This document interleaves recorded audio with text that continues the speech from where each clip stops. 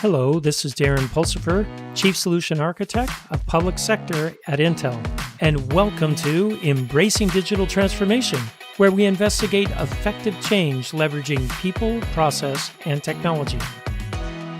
On today's episode, we're going to talk about big memory and software-defined memory controllers with Charles Fan, CEO of MemVerge. Hey, Charles, welcome to Embracing Digital Transformation. It's great to have you here.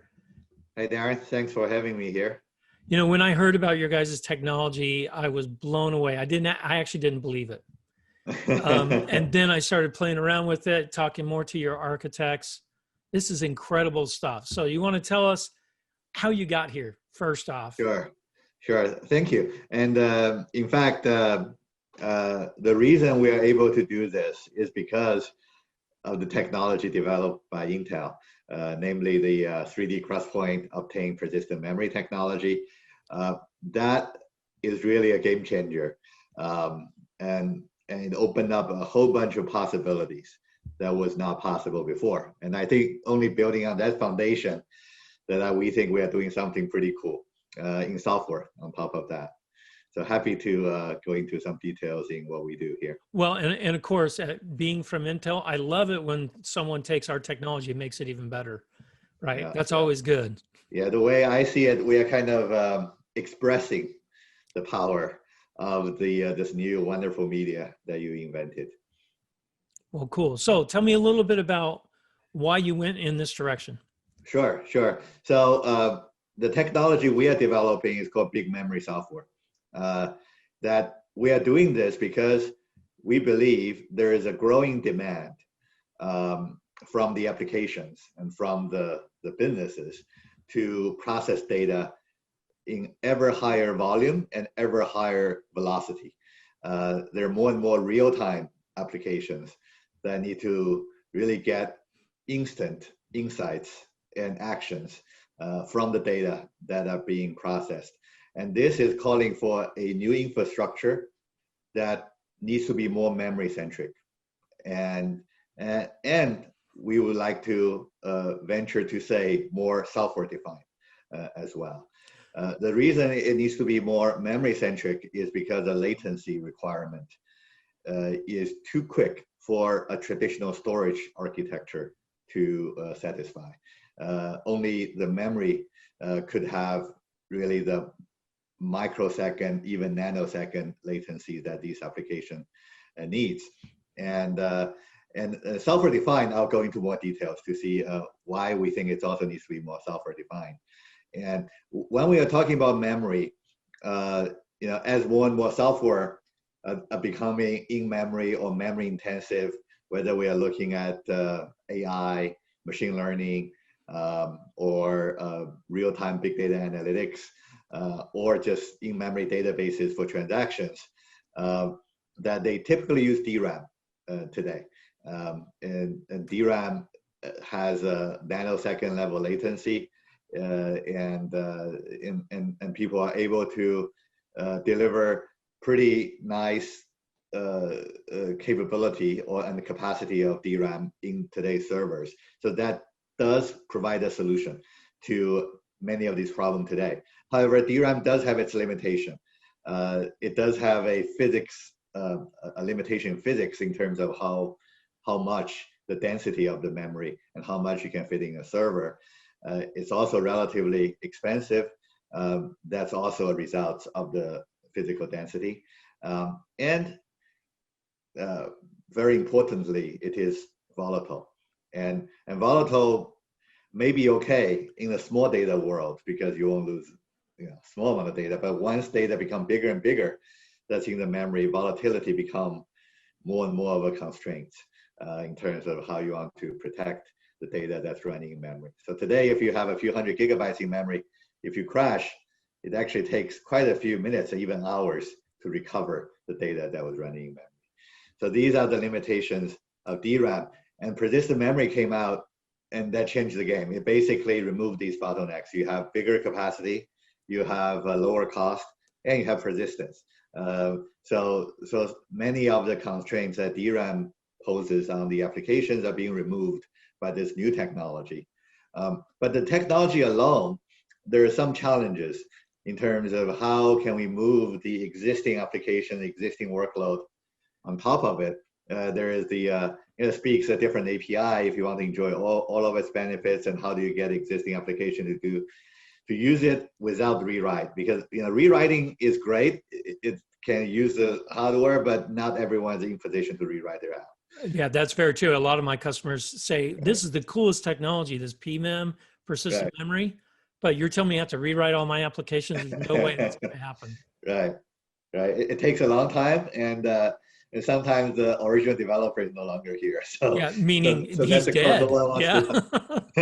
Some of us old guys are dying off that wrote code, 30, 40 years ago. I think both of us have been engineering managers, so we know what that feels like. Yes. So there's the compatibility, and then there's the performance. So today, the Optane does operate at memory speed, but in latency, in some of the access patterns, it is a little bit slower than DRAM. So if we don't do anything smart, then there is a hit, 10%, 20%, 30% to a workload, depending on the workload, if you run that on PMEM. And then with persistence, what's the best way of using persistence? That's sort of the least disruption to the programming paradigms as before. So those are also the open questions. As this wonderful magic new hardware come to market, how can we get the application to move on top of it? And that's essentially what we set out to do 3 years ago. That was 2 years before Optane became available as in the memory form factor, but we kind of anticipated there might be interesting value add a software can deliver.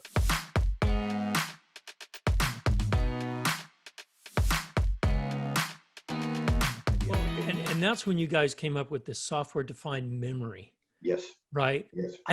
It was brilliant because it fits really well into that whole software-defined infrastructure layer that I've been preaching about for years. And then when I heard you guys had a software-defined memory controller, I was like, whoa, game changer, right? Now I can do crazy things inside my CPU that I couldn't do before. So this is very, very cool. That's right. I believe, certainly there's a digital transformation that's going on in a lot of the enterprises. And I think to serve that, there is a data center transformation I foresee in the next 10 years. I think it's going to become, from a hardware perspective, perhaps a more heterogeneous world, both from a computing elements point of view and from memory elements point of view. And there will emerge new fabric, such as CXL, that interconnects between these elements. And now the biggest challenge, I believe, is how do you get the application ecosystem to move? Yeah, that's going to be tough. On top of this new infrastructure. And I think that's where what you mentioned as a software-defined infrastructure is needed. You need a layer of software to really glue over it and massage it into consumable pieces, composable pieces that are easier for the application to digest. And our software is in that space. Essentially, we are creating an important component, which is a software-defined memory component, to make the memory resources, composable, digestible by the applications in the easiest way. Yeah, I mean, the things that you bring with that, you bring dynamic SLA and QoS, you bring resiliency, application persistence, efficiency, performance, all the things that you normally get with like software-defined compute, storage, or network, we now get with memory with, like you said, that lower latency and screaming fast speeds. Yes, exactly. So very cool. So on top of that, we did, I think our two most important intellectual property or inventions that we have done. The first one is, a software virtualization layer that optimizes on the performance of this software-defined memory, the combination of PMEM and DRAM that we were able to get it to be very close to the DRAM performance. In fact, for any workload, we can find a ratio between DRAM and PMAP so that the performance is at or Optimal. exceed the DRAM level performance. And by offering this as software, we have an unfair advantage because if you configure this in hardware, you have to configure really for the whole server, machine. Yeah. the whole machine, and it's difficult to change. You have to reboot your machine to change your BIOS to change it. But now we can do it in software, so you can configure different ratios for different applications, and you can dynamically change the ratios as you need it, depending on the workload. So this essentially gives you all the flexibility and power to get the performance and optimization we have done in our tiering algorithm, so we can deliver the sum, the combination of the capacity between DRAM and PMAP, and we have done enough software optimization in the allocation and tiering of the memory to get the performance to be at the DRAM level. So this is really the first of our value add, our technology. Yeah, when I first saw those performance numbers, when your team showed me them, I was like, how in the world can you be faster than DRAM? Because you have some like SQL performance numbers right. that are like, I'm like, this is amazing. And the cool thing that you get with it is not only is it as fast or faster than DRAM, it's persistent. Right.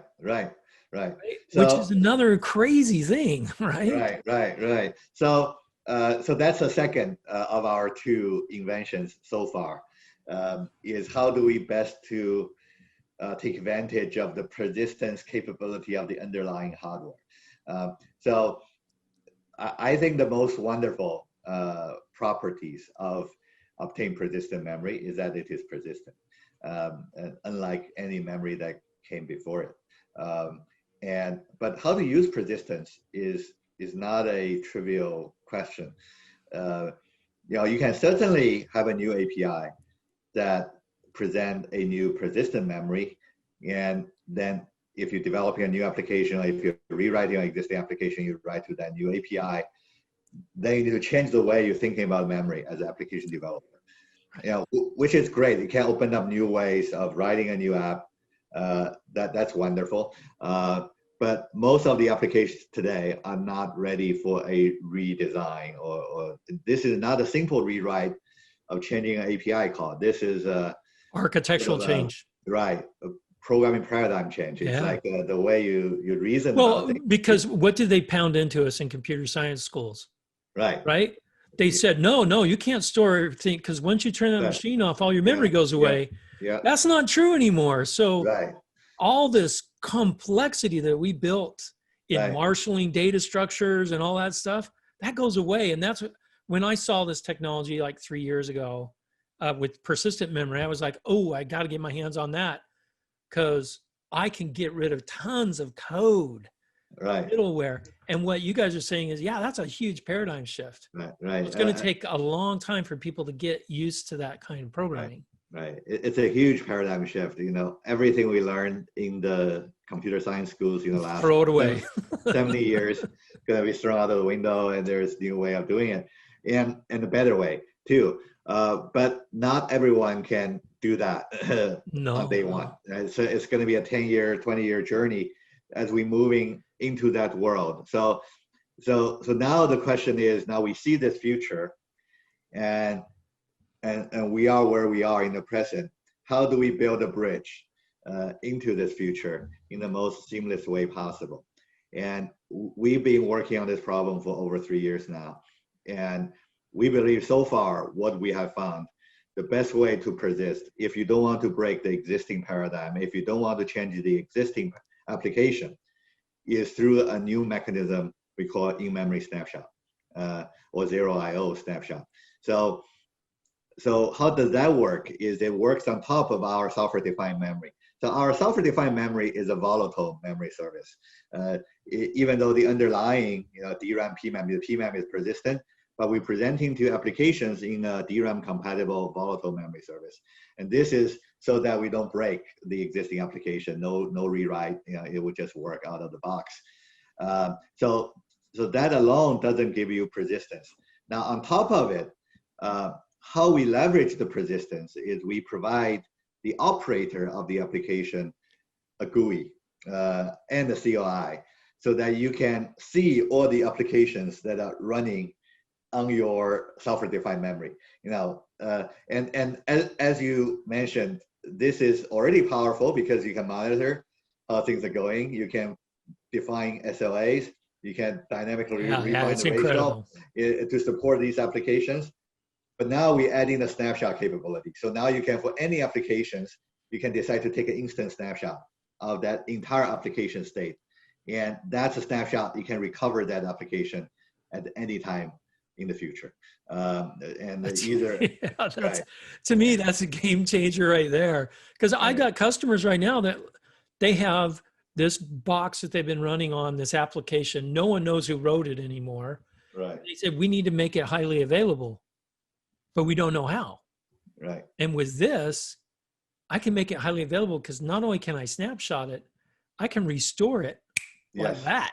Exactly. So this makes your memory not only persistent, but highly available. That you can, after crash, you can do an instant recovery to that snapshot of your application. And you can roll back. If there's, if you by accident, we are human, made a mistake in my database, you can roll back to a previous point before that error occurred, and we can do clone on top of the snapshot, so you can create new instance of the application without actually physically replicating the memory. So you can create multiple independent processes and their logical memory spaces mapping to the same physical memory space. And this not only saves memory, this also makes the process of creating clone instant. And at the same time, they are independent instances, independent different processes. So each can run, and you can create new memory, and we do the copy on write. So we kind of manage the forking the different memory pages depending on the different. So that's incredible, because my brain is now going, whoa, I know what I can do with this, right? I can have tons of microservices, all the same instance, popping up and tearing down almost instantly to handle load or whatever I need to do. This is pretty slick technology. Right. I think this essentially makes a lot of things that were impossible before possible. And this is really the combination of the hardware innovation that Intel did, with the 3D XPoint, and the software innovation that we are working hard to invent.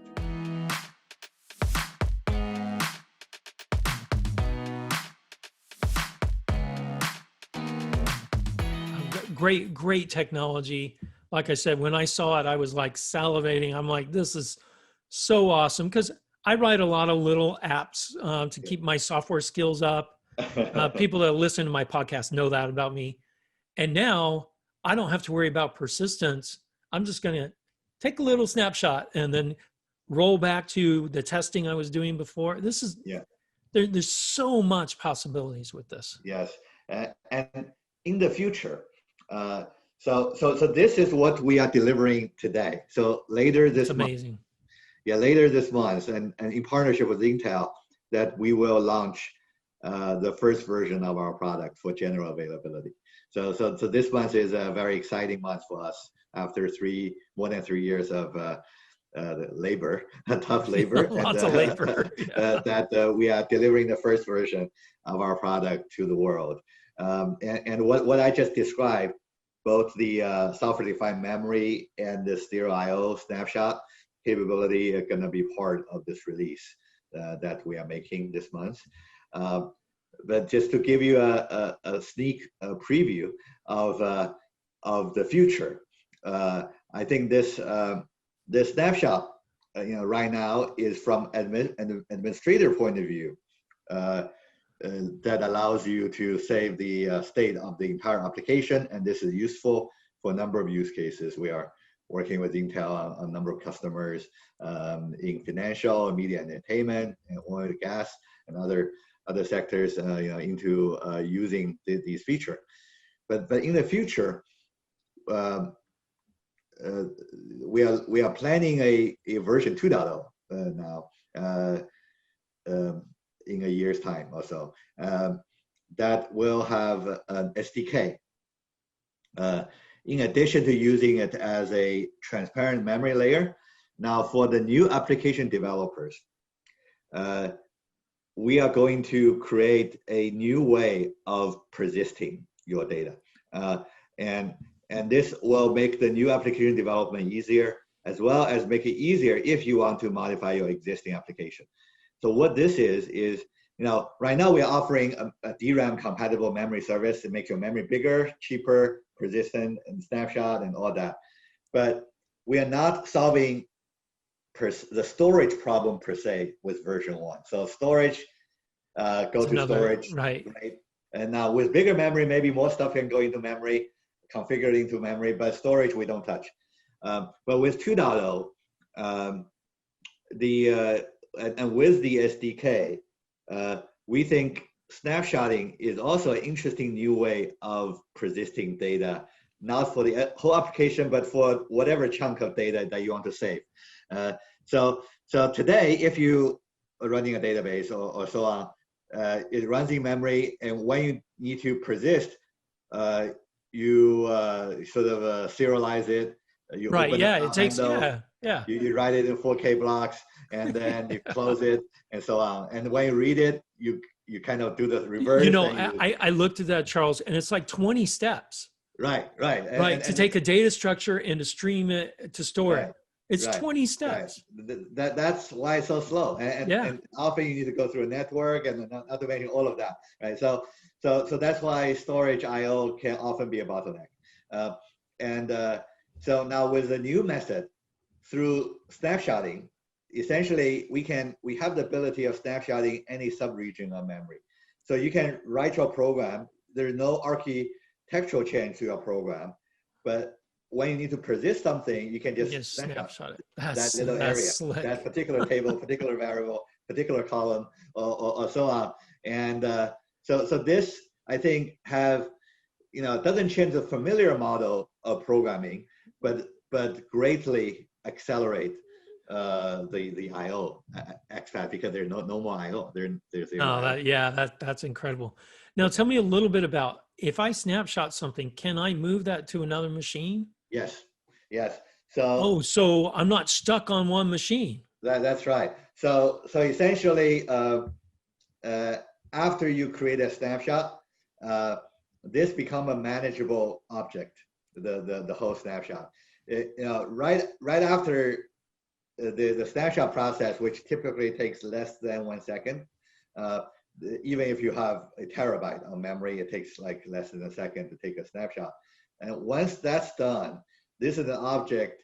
Now you can decide to move to a storage system if you like, move to another server if you like, and these things can be transportable, and anywhere, anytime, you can restart this application instance from that snapshot object. So I could, right before I shut down a server, I could snapshot my applications, move the stuff over, turn it back on, and be up. Now your team also said there's live migration available too. Is that right? Right. So essentially, this can enable certain migration scenarios that you can capture in a snapshot, move it to another places in the cloud or somewhere, and start your application there. You don't lose anything in this process.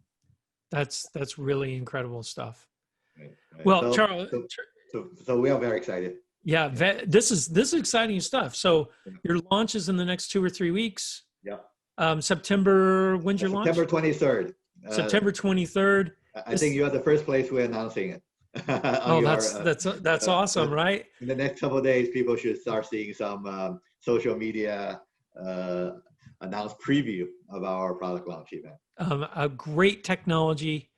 Thanks a lot, Charles, for your time today. I only wish you the best, because this is incredible technology. Thank you, Darren.